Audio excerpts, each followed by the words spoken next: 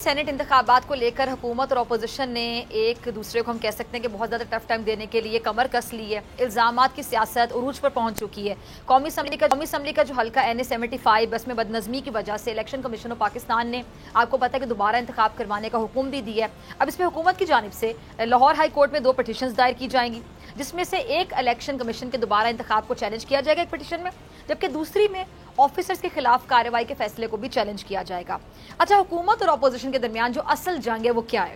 وہ یہ کہ حکومت چاہتی ہے کہ سینٹ الیکشن اوپن بیلٹ کے ذریعے کروائے جائیں تاکہ الیکشن شفاف طریقے سے ہو سکے، جبکہ اپوزیشن کی جانب سے سینٹ انتخابات اوپن بیلٹ سے کرانے کی تجویز کی مخالفت کی جا رہی ہے. اچھا، سپریم کورٹ نے سینٹ انتخابات اوپن بیلٹ سے کرانے کے صدارتی ریفرنس پر رائے میں ہے. یہ جو سینٹ انتخابات ہیں اوپن بیلٹ سے ہوں گے یا پھر نہیں ہوں گے یا خفیہ بیلٹ سے ہوں گے، پوری قوم کی نظریں اگر میں کہوں کہ سپریم کورٹ کی رائے پر لگ گئی ہیں تو غلط نہیں ہوگا. اس بارے میں بات کرنے کے لیے میرے ساتھ موجود ہیں سینئر اینالسٹ ہیں، کسی تعارف کے محتاج نہیں، تمام ایشوز پہ گہری نظر رکھتے ہیں، اوریہ مقبول جان صاحب. اوریہ صاحب بہت شکریہ آپ کے وقت کے لیے. اوریہ صاحب اب عجیب سا ہی مسئلہ پڑ گیا، دیکھیں نا حکومت کیا چاہ رہی ہے، اپوزیشن کیا چاہ رہی ہے. اگر سینٹ انتخابات 2021 اوپن بیلٹ سے ہو جاتے ہیں، کروا لیے جاتے ہیں اوریہ صاحب، اس میں اپوزیشن کو ایشو آخر کیا ہے؟ دیکھیں، پنجاب کے جو الیکشنز ہوئے ہیں وہ ٹوٹل ان اپوزڈ یعنی بلا مقابلہ ہوئے ہیں، جس سے اس بات کا اندازہ ہوا ہے کہ پولیٹیکل پارٹیز اگر چاہیں تو اس ملک کے اندر کسی قسم کی بھی رفٹ جو ہے وہ ختم کی جا سکتی ہے. اور اگر آپ کا مزاج ٹھیک ہے اور اگر آپ سمجھتے ہیں کہ جو پارٹی جتنے ووٹ رکھتی ہے انہی پارٹیوں کو اتنی نشستیں مل جائیں تو یہ سینٹ کے الیکشنز میں نہ اتنا شور مچے، نہ اتنا رولا مچے، نہ ہم پروگرام کرنے والے کو نیا موضوع ملے، روز لڑائی نہ ہو، آپس میں بھی لڑائی نہ ہو.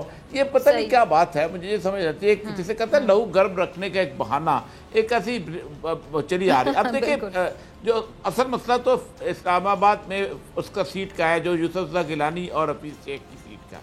اب وہاں پر سب سے بڑی بات یہ ہے کہ 11 نمبر کا فرق ہے. 11 لوگوں کو اتنا آسان نہیں ہوتا قائل کرنا، اپنے ساتھ ملانا. ایک تو یہ ہوتا ہے. دوسرا جو ہے کہ 2 سیٹیں جو ہیں وہ اس وقت PTI کے مخالف لوگوں کی ختم ہو گئی ہیں. ایک تو کرم کی سیٹ تھی وہ ختم ہو گئی، ظاہر بات ہے وہاں پر JUI ہار گئی ہے، PTI جیت گئی ہے.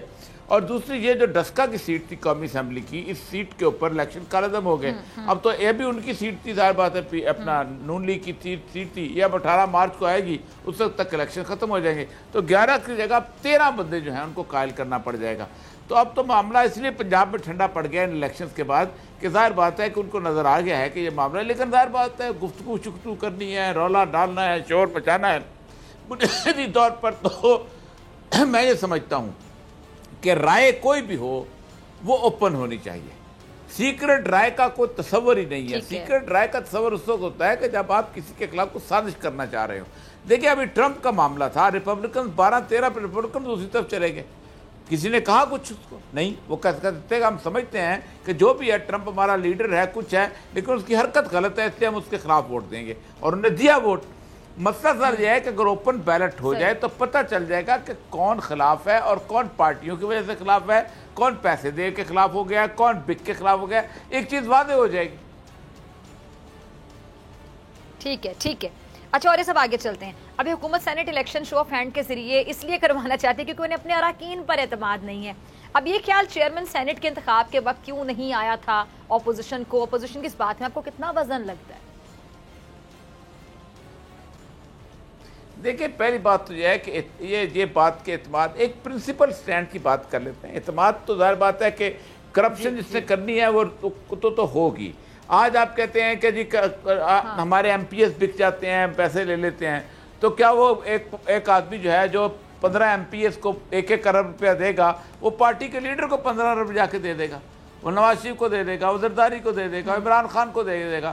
تو وہ تو وہاں جا کرپشن تو وہاں بھی ہو سکتی ہے، اور وہ پہلے تو ہوتی رہی ہے. جو پارٹی ٹکٹ ہیں سینٹ کے الیکشنز ایسے تو نہیں ہیں کہ ایک عام آدمی کھڑا ہو کے جو الیکشن لڑ لے گا. سینٹ کے الیکشنز کے اندر باقاعدہ 2 آپ کو ایک پرپوزر اور ایک سیکنڈر چاہیے دیتا ہے، ایک تجویز کنندہ اور ایک تائید کنندہ. دونوں MPA ہونے چاہیے یا دونوں قومی اسمبلی کے رکن ہونے چاہیے. تو یہ دونوں بھی تو کسی پارٹی سے نکلیں گے نا، آزاد تو نہیں ہے. تو کسی پارٹی سے ان کو لے کے آئے گا. یہ سارے کا سارا رورا جو ہے، یہ شور جو ہے، یہ بیسیکلی مجھے نہیں لگتا. بس اس کے لیے مسئلہ یہ ہے کہ کسی کے پاس کوئی ایشو رہ نہیں گیا ہوا اور کوئی کسی قسم کی سیاست اس طرح کی کر نہیں رہا جس کی وجہ سے یہ ایشو جو ہے اس کو اٹھایا جا رہا ہے. ٹھیک ہے, اس وجہ سے اس ایشو کو اٹھایا جا رہا ہے. اچھا, اور یہ سب سینٹ انتخابات کے معاملے پر ہم کہہ سکتے ہیں حکومت اپوزیشن کی باقاعدہ ٹھن گئی ہے. عجیب و غریب سی سچویشن اس ٹائم پہ ہے. اب اس اہم معاملے پر سپریم کورٹ نے جو رائے محفوظ کر لی ہے, اس حوالے سے تمام لوگ سوچ رہے ہیں, بہت سے سوالات ذہن میں گردش کر رہے ہیں کہ آخر اب وہاں سے کیا فیصلہ ہوتا ہے. تو آپ کو کیا لگتا ہے کہ ابھی اونٹ کس کروٹ بیٹھے گا, کیا آپ ایکسپیکٹ کر رہے ہیں؟ دیکھیں, سپریم کورٹ کا جو مینڈیٹ ہے وہ بڑا لمیٹڈ ہے, لیکن سپریم کورٹ اگر کوئی فیصلہ دے دیتی ہے تو آئین یہ کہتا ہے کہ وہ بائنڈنگ ہو جاتا ہے. 190 آرٹیکل جو وہ کہتا ہے کہ all administrative and judicial authority should act in aid of the Supreme Court. یعنی تمام تر اتھارٹی جو کہ جوڈیشل ہے یا ایڈمنسٹریٹو ہے اس کو سپریم کورٹ کا حکم بلا چون و چرا ماننا پڑے گا. اب سپریم کورٹ کے اوپر کوئی عدالت تو ہے نہیں, اس کے اوپر تو اللہ تبارک و تعالیٰ کی ذات ہے. تو اگر وہ فیصلہ ایک دے دیتی ہے اور کہتی ہے کہ آئین کی روح کے مطابق آئین والوں نے یہ بنیادی طور پر رائے کو واضح رکھا ہے, اور وہ رائے اس لیے واضح رکھی ہے تاکہ پارٹی کی لائلٹیز پتہ چل جائے اور لوگ بکے نہ. اور دوسری بات یہ ہے کہ فنڈامنٹل رائٹس کے اندر کرپشن کو روکنا, بددیانتی کو روکنا, لوگوں کی کو فریڈم آف ایکسپریشن دینا, یہ ساری چیزیں ملا ملو کے کو فیصلہ کر دیتے ہیں تو دونوں طرف کر سکتے ہیں. Fingers are cross. Supreme court کچھ بھی کل کر سکتے ہیں فیصلہ محفوظ ہونے کے بعد. ٹھیک ہے, کچھ بھی کر سکتی ہے. اچھا, اور یہ اپوزیشن نے جو 26 مارچ کو لانگ مارچ کا اعلان کیا ہے, پہلے ضمنی, پھر سینٹ الیکشن میں حصہ, پھر لانگ مارچ, اسمبلی میں بھی رہنا ہے, لانگ مارچ بھی کرنا. آپ کو یاد ہوگا پہلے کہتے تھے ہم یہ بھی نہیں کریں گے, ہم وہ بھی نہیں کریں گے. پھر عمران خان صاحب کو بڑا یہ یو ٹرن خان کہتے ہیں, تو خود ہر موقع پہ انہوں نے باقاعدہ یو ٹرن لیا اور جو کہتے رہے اس کے بالکل عین منافی کیا, بالکل اپوزٹ الٹ کیا. اب یہ جو اسمبلی میں رہنا بھی ہے, لانگ مارچ بھی کرنا ہے, کچھ سمجھ آ رہی ہے آپ کو ان لوگوں کی اسٹریٹجی؟ یہ کیا کر رہے ہیں؟ بے وقوف کسے بنا رہے ہیں؟ عوام کو بنا رہے ہیں, حکومت کو بنا رہے ہیں, سب سے بڑی بات اپنے آپ کو بنا رہے ہیں. میرے خیال سے اپنے آپ کو کنفیوز رکھنا یا اپنے آپ کو کلیئر نہ رکھنا یا اپنے آپ کو بے وقوف بنانا سب سے زیادہ مشکل سچویشن ہوتی ہے انسان کے لیے. آپ اگری کریں گے؟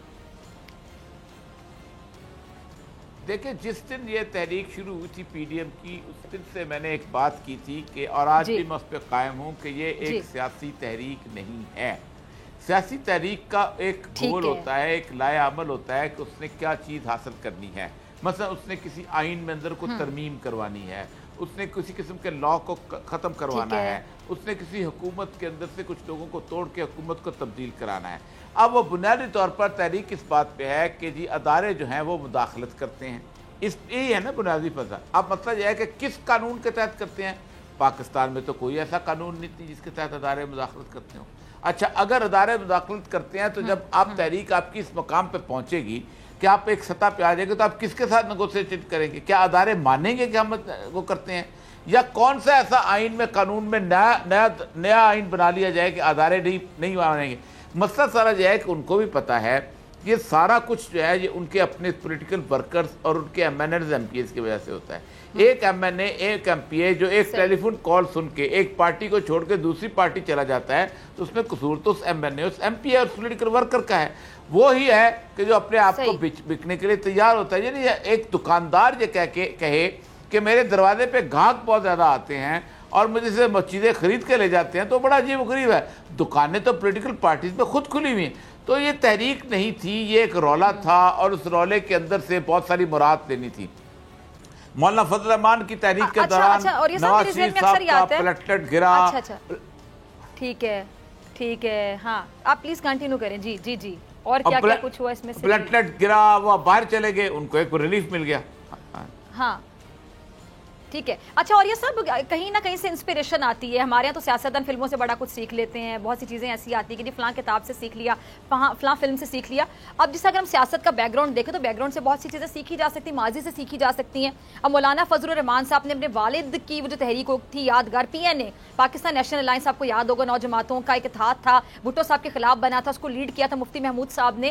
تو آپ کو لگتا ہے کہ مولانا صاحب کی کہیں نہ کہیں انسپریشن ان کے والد تھے, وہ پی این اے تحریک تھی, اسی کی وجہ سے انہوں نے کہا کہ چلے چلیں ہم بھی ایک تحریک چلاتے ہیں حکومت کے خلاف ہم وہ تحریک چلائیں گے، یا پھر آپ کو لگتا ہے کہ بالکل اس سے ہٹ کے یہ تھا اور جو واقعی جو ان کے یہ جو چاہتے تھے کہ کیا نتائج آئیں، یا ہم کہہ سکتے ہیں کہ یہ اسٹرانگ نہیں تھے، ان کی گراؤنڈ اسٹرانگ نہیں تھی، ان کی روٹ اسٹرانگ نہیں تھی، تبھی ان کو ناکامی کا سامنا کرنا پڑا ہر موڑ پر، اور یہ آپس میں بھی ایک پیج پر نہیں ہے، جتنی جماعتیں آپس میں بھی بٹی ہوئی ہیں تمام کے مفادات آپ کو پتہ ہے الگ الگ ہیں. اب تو لوگوں سے بھی ڈھکی چھپی بات یہ نہیں رہے گی، سب لوگوں کو سمجھ آ گئی کہ کون کس کے ساتھ ہے اور کس حد تک کس کے ساتھ ہے. دیکھیں مولانا مفتی محدود کی تحریک کے زمانے میں ہم اس تحریک میں شامل تھے، ہم نے اس تحریک کو دیکھا ہوا ہے. مولانا مفتی محدود کی تحریک کا معاملہ یہ ہو گیا تھا کہ ایک وقت ایسا آ گیا تھا کہ مکمل طور پہ سٹینڈ سٹل ہو گیا تھا. اخباریں کہتی تھیں کہ احتجاج کی تھکن، جسے کہتے ہیں کہ فٹیگ پہ آ گئی ہے لوگوں کے اندر، لوگ کچھ نہیں کر پا رہے کیونکہ تبدیل کچھ نہیں ہو رہا تھا. سارے 9 ستارے مل کے بھی بھٹو کو نہیں اتار سکے تھے. یہاں پر لاہور میں جلوس نکلتے تھے، روز نکلتے تھے، رتن سینما کی فائرنگ ہوئی تھی، اسمبلی کے سامنے فائرنگ ہوئی تھی، شور تھا، ہنگامہ تھا، لیکن آخر اس کو بھٹو کو اتارنے کے لیے ضیاء الحق کو پنڈی سے GHQ سے آنا پڑا. وہ اگر نہ ہوتا تو ذوالفقار بھٹو کو نہیں اتارا جا سکتا تھا. آپ دیکھیں 300-350 لوگ اس تحریک میں مارے گئے تھے. تو مفتی محمود صاحب کی تحریک میں بھی عسکر خان جو تھا اس کا راستہ یہ تھا، وہ کہتا تھا کہ فوج کو لکھو. فوج تو ایک تو بات یہ ہے کہ کوئی بھی تحریک جو کہ کسی حکمران کو اتارنے کے لیے ہوتی ہے وہ بنیادی طور پر انوائٹ کر رہی ہوتی ہے کسی ایسی قوت کو، کسی ایسی طاقت کو جو آ کے اس حکمران کو اتار کے نیچے لے جائے.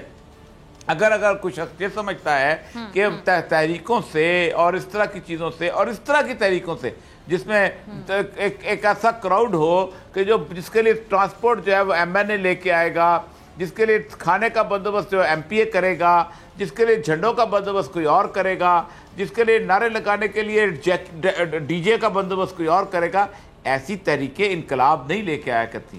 انقلاب کی راستے اور مطلب ایران میں جو انقلاب آیا ہے اس میں کوئی DJ نہیں تھا، اس میں کوئی بسیں نہیں آتی تھیں، اس میں کوئی سواریاں لے کے ادھر سے ادھر نہیں پہنچتا تھا، اس میں کوئی جھنڈے تقسیم نہیں کرتا تھا، اس میں کوئی اس طرح کی صورتحال نہیں تھی کہ جناب ایک جلسہ ہے اس جلسے کے اندر واپس بھی چھوڑ کے آنا ہے، لے کے بھی آنا ہے. وہ لوگ خود نکلا کرتے تھے، خود آگے بڑھتے تھے، اور وہ بھی ان کو بھی 100-1.5 سال لگا تھا روز جلوس نکالتے ہوئے. یہ تحریک تو بنیادی طور پر ایک وقت کے لیے چلی تھی اور اس وقت تک ہی ہے جب تک ان کو دو پارٹیز کو کچھ مراعات نہیں مل جاتی، کچھ ریلیکسیشن نہیں مل جاتی، تب تک چلتی رہے گی. ٹھیک ہے جی. اچھا آگے چلتے ہیں، اور یہ سب لاسٹ کوشچن پہ مجھے آپ کا شکریہ ادا کرنا ہے، وقت کی کمی ہے. اچھا الیکشن کمیشن نے جو NA 75 کے ضمنی الیکشن کو کالعدم قرار دیا ہے اور 18 مارچ کو دوبارہ یہ الیکشن کروانے کا باقاعدہ فیصلہ کیا گیا ہے. اب آپ کو پتہ ہے اس فیصلے کو حکومت چیلنج کرنے جا رہی ہے، آپ کیسے دیکھ رہے ہیں حکومت کے اس فیصلے کو؟ میرا خیال ہے حکومت کو نہیں کرنا چاہیے. اس کی ایک وجہ ہے، اس کی وجہ یہ ہے کہ الیکشن کمیشن نے پہلی دفعہ اوور ریئیکٹ تو کیا ہے اور وہ اچھا کیا ہے. اس کی وجہ یہ ہے کہ ہم نے گزشتہ تقریباً 30 سالوں کے اندر بہت برے الیکشن دیکھے ہیں. یہ جو لوگ کہتے ہیں نا کہ ڈسکا میں پہلی دفعہ ہوا ہے، 12-13 لوگوں کی لاشیں اٹھی ہیں. مطلب آپ کو یاد ہوگا نواب اسلم علی ثانی کا والد، ان کا جو قصہ جو چلا ہے الیکشن کے اندر 85 کے الیکشن کے اندر، آج تک کم کم 2-3 ہزار بندے ایک دوسری طرف سے مر چکے ہوئے ہیں. تو یہ انہوں نے باقاعدہ فیصلہ اچھا کیا ہے. دوبارہ اگر وہ الیکشن میں آتے ہیں تو یہ ان کے لیے بہتر ہوگا. ویسے بھی یہ نون لیگ کی سیٹ تھی. پہلی بات تو یہ ثابت ہو گیا کہ یہ نون لیگ کی پکی سیٹ نہیں ہے. پہلے وہاں ان کے بغیر میں کوئی کینڈیڈیٹ کھڑا ہی نہیں ہوتا تھا. اب اسد بدری نے باقاعدہ 1 لاکھ ووٹ لیا ہے. تو اس کا مطلب یہ ہے کہ PTI کی ایک طرح کی فتح تو ہو گئی بھی ہے. ان کو دوبارہ الیکشن میں جانا چاہیے اور آرام سے جانا چاہیے. سبسکرائب کریں اور بیل دبائیں تاکہ کوئی خبر رہ نہ جائے.